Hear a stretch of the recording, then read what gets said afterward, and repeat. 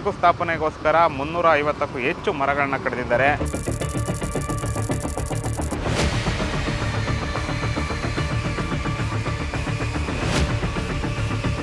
ಸರ್ಕಾರನೇ administrative block ಮತ್ತು research ಬ್ಲಾಕ್ಗೋಸ್ಕರ ಬಂದು ಶಂಕುಸ್ಥಾಪನೆ ಮಾಡೋಗಿದ್ದಾರೆ.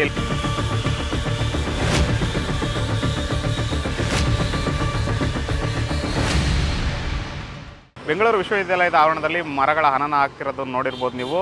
ಅದೇ ರೀತಿಯಾಗಿ ವಿಶ್ವವಿದ್ಯಾಲಯವೇ ಹೇಳುತ್ತೆ ಹಲವಾರು ಬೋರ್ಡ್ಗಳ ಮೂಲಕ ಪರಿಸರ ಉಳಿಸ್ತಕ್ಕಂಥ ಕೆಲಸ ಮಾಡಬೇಕು ಅಂತ. ಇಲ್ಲೂ ಒಂದು ಬೋರ್ಡ್ ಇದೆ, ನೀವು ನೋಡ್ತಾ ಇರ್ಬೋದು, ದಿನಕ್ಕೊಂದು ಗಿಡ ನೆಡು, ಪ್ಲಾಸ್ಟಿಕ್ಕನ್ನು ದೂರ ಮಾಡು ಅಂತ.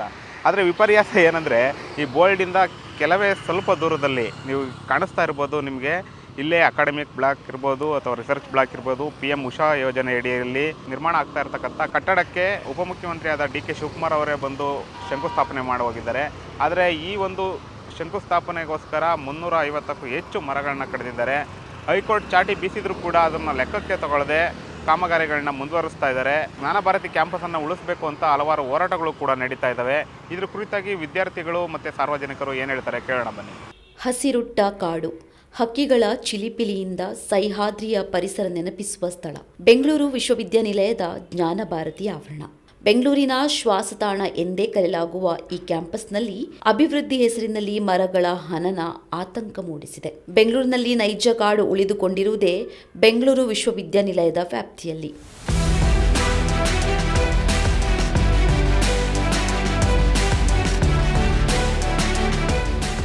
ಜ್ಞಾನಭಾರತಿ ಕ್ಯಾಂಪಸ್ನ ಒಟ್ಟು 1112 ಎಕರೆ ಪ್ರದೇಶದಲ್ಲಿ ವಿಸ್ತರಿಸಿಕೊಂಡಿದ್ದು, ಅದನ್ನು ನೈಸರ್ಗಿಕ ಭೂಪ್ರದೇಶ ಮತ್ತು ಜೀವ ವೈವಿಧ್ಯತೆಯ ಸಂರಕ್ಷಣೆಯ ತಾಣವಾಗಿದೆ.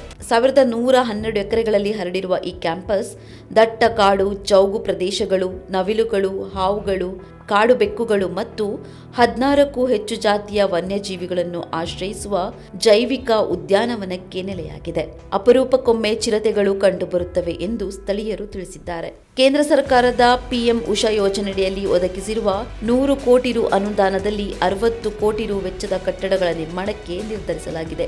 Ambedkar theme park, Visvesvaraya engineering ಕಾಲೇಜ್ನ ಹೊಸ ಕ್ಯಾಂಪಸ್ ಸೇರಿ ವಿವಿಧ ನಿರ್ಮಾಣ ಯೋಜನೆಗಳಿಂದ ಜ್ಞಾನ ಭಾರತಿ ಕ್ಯಾಂಪಸ್ನ ಅರಣ್ಯ ಪ್ರದೇಶ ನಾಶವಾಗುತ್ತಿರುವುದರ ಜೊತೆಗೆ ಅಲ್ಲಿನ ಜೀವ ವೈವಿಧ್ಯತೆ ಅಪಾಯಕ್ಕೆ ಸಿಲುಕುತ್ತದೆ ಎಂಬುದು ಪರಿಸರವಾದಿಗಳ ವಾದ.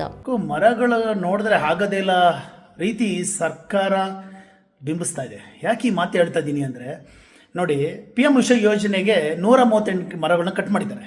ಅದಾದಮೇಲೆ 54 ಮರನ ಸ್ಥಳಾಂತರ ಮಾಡಿದ್ದಾರೆ. ಅದು 19/11/2025 ಟೆಂಡರ್ ನೋಟಿಸ್ ಮಾಡಿದ್ದಾರೆ.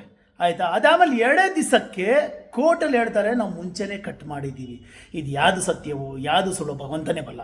ಇವಾಗ ಏನಾಗಿದೆ ಅಂದರೆ ಆರ್ಕಿಟೆಕ್ಚರ್ ಆಫ್ ಕೌನ್ಸಿಲ್ಗೆ ಜಾಗ ಕೊಟ್ಟಿದ್ದಾರೆ. That is for Delhi. ನಾವು ಹೇಳ್ತಾ ಇರೋದು ಏನು ಅಂದರೆ, ನಿಮ್ಮ ಜಾಗ ನೀವು ಬಳಸ್ಕೊಳ್ಳಿ, ಬೇರೆಯವ್ರು ಕೊಡಬೇಡಿ.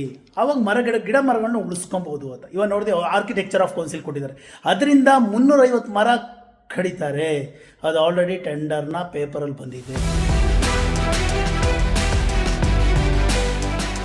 ವಿಶ್ವವಿದ್ಯಾನಿಲಯದ ಆವರಣದಲ್ಲಿ ಮರಗಳನ್ನು ಕಡಿದಂತೆ ಸ್ವಯಂ ಜಾಗೃತಿ ಸೇವಾ ಟ್ರಸ್ಟ್ ಅಧ್ಯಕ್ಷ C. ಅಜಯ್ ಕುಮಾರ್ ಮತ್ತು ಕೋರಮಂಗಲದ ಪಾರ್ವತಿ ಶ್ರೀರಾಮ್ ಸಲ್ಲಿಸಿರುವ ಸಾರ್ವಜನಿಕ ಹಿತಾಸಕ್ತಿ ಅರ್ಜಿ ವಿಚಾರಣೆ ನಡೆಸಿದ ಹೈಕೋರ್ಟ್, ಈಗಾಗಲೇ ಕತ್ತರಿಸಿರುವ ಮರಗಳು ಮತ್ತು ಸ್ಥಳಾಂತರ ಮಾಡಿರುವ ಮರಗಳಿಗೆ ಏನೂ ಮಾಡಲಾಗದು.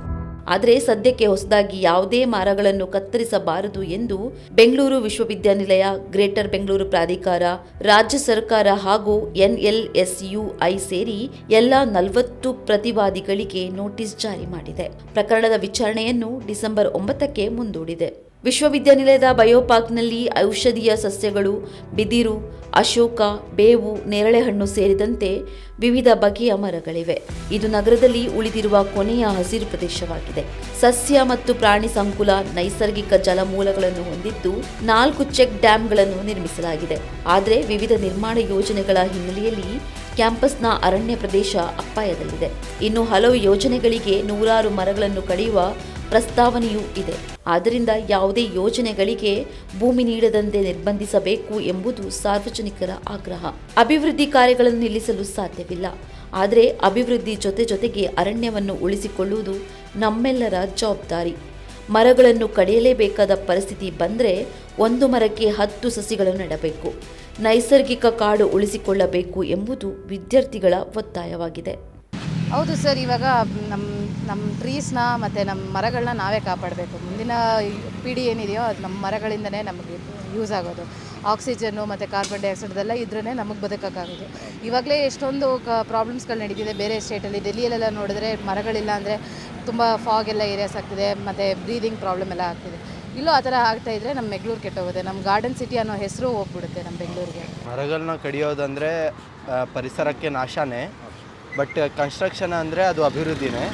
ಬಟ್ ಕನ್ಸ್ಟ್ರಕ್ಷನ್ ಮಾಡ್ತಾ ಇದ್ದಾರೆ ಅಂದರೆ ಅಲ್ಲಿ ಎಷ್ಟು ಆ ಏರಿಯಾದಲ್ಲಿ ಎಷ್ಟು ಮರಗಳನ್ನ ಕಡಿತಾ ಇದ್ದಾರೆ, ಅಷ್ಟೇ ಮರಗಳನ್ನ ಅದರ ಅಕ್ಕಪಕ್ಕ ಇಲ್ಲ ಖಾಲಿ ಜಾಗ ಇರುತ್ತಲ್ಲ ಕ್ಯಾಂಪಸ್ ಒಳಗಡೆ ಅದರಲ್ಲಿ ನೆಟ್ಟೋದ್ರಿಂದ ಅಲ್ಲಿ ನಾಶ ಮಾಡಿ ಅಲ್ಲಿ ಬೆಳೆಸ್ದಂಗೆ ಆಗುತ್ತೆ. ಅದೊಂದು ಹೇಳ್ಬೋದು. ಅಂದರೆ ಜಾಸ್ತಿ ಸುಮ್ಮನೆ ಕಡಿಬಾರ್ದು. ಏನಾದರೂ ಸಮಾಜಕ್ಕೆ ಜನರಿಗೆ ಇಲ್ಲಿ ಓದೋ ವಿದ್ಯಾರ್ಥಿಗಳಿಗೆ ನೆರಳಾಗುವಂಥದ್ದಿದ್ರೆ ಮಾತ್ರ ಕಡಿಬೇಕು. ಸುಮ್ಮನೆ ಕಡ್ದುಬಿಡೋದು ಅದು ತಪ್ಪಾಗುತ್ತೆ. ಅಭಿವೃದ್ಧಿ ಕೆಲಸಗಳು ಜಾಸ್ತಿ ಆಗ್ತಿದೆ ಅಂತ ಹೇಳೋದಕ್ಕೆ ಕರೆಕ್ಟಾಗಿ ಹೇಳೋಕ್ಕಾಗಲ್ಲ. ಯಾಕೆಂದರೆ ಒಂದಿಷ್ಟು ಜಾಗಗಳನ್ನು ನೋಡಿದ್ರೆ ಆಗ್ತಿದೆ ಅಂತ ಹೇಳ್ತಾರೆ, ಒಂದಿಷ್ಟು ಜಾಗಗಳಲ್ಲಿ ನೋಡಿದ್ರೆ ಆಗ್ತಿಲ್ಲ ಅಂತ ಹೇಳ್ತಾರೆ. ಸೊ ನಾನು ನೋಡಿರೋ ಹಾಗೆ ಮರಗಳು ಕಡಿತವ್ರೆ. ಇನ್ನು ಕಡಿದ ಮೇಲೆ ಪರ್ಯಾಯವಾಗಿ ಒಂದು ಮರ ಕಡಿದ್ರೆ ಇನ್ನೊಂದು ಮರ ಬೆಳೆಸ್ಬೇಕು. ಆವಾಗ ಯೂಸ್ ಆಗುತ್ತೆ. 10 ಮರ ಕಡ್ಬಿಟ್ಟು 1 ಮರ ನೆಟ್ಟರೆ ಏನು ಯೂಸ್ ಆಗುತ್ತೆ? ಆಗಲ್ಲ. ಪರಿಸರ ಹಾಳಾಗುತ್ತೆ. ಅದರಿಂದ ಪರಿಸರ ಕಾಳಜಿ ಜೊತೆಗೆ ಅಭಿವೃದ್ಧಿನೂ ನೋಡಬೇಕು. ನಿಲ್ಲಬೇಕು. ಹೌದು, ಡಿಫಾರೆಸ್ಟೇಷನ್ ನಿಲ್ಲಿಸಿ ಅಫಾರೆಸ್ಟೇಷನ್ ಆಗಿ ಮಾಡಿ ಮರಗಳನ್ನ ಬೆಳೆಸಬೇಕು. ನಾನು ಹೇಳ್ದಂಗೆ ಬೆಂಗಳೂರು ಫೇಮಸ್ ಆಗಿರೋದು ಆ ಗಾರ್ಡನ್ ಸಿಟಿ, ಸಿಲಿಕಾನ್ ಸಿಟಿ ಅನ್ನೋ ಒಂದು ಹೆಸರಿಗೆ. ಆ ಹೆಸರು ಹೋಗಬಾರ್ದು ಬೆಂಗಳೂರಿಗೆ.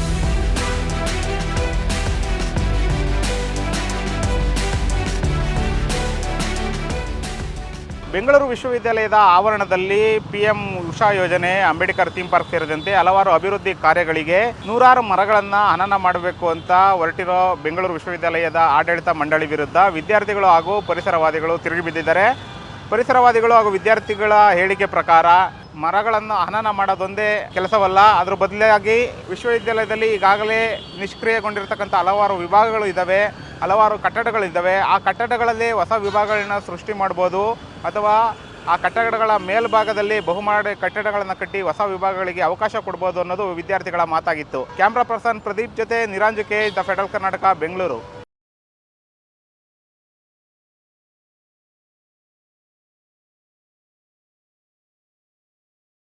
ಹೆಚ್ಚಿನ ಸುದ್ದಿ ಅಪ್ಡೇಟ್ಗೆ ಈಗಲೇ ದ ಫೆಡರಲ್ ಕರ್ನಾಟಕ ಯೂಟ್ಯೂಬ್ ಪೇಜನ್ನು ಸಬ್ಸ್ಕ್ರೈಬ್ ಮಾಡಿ.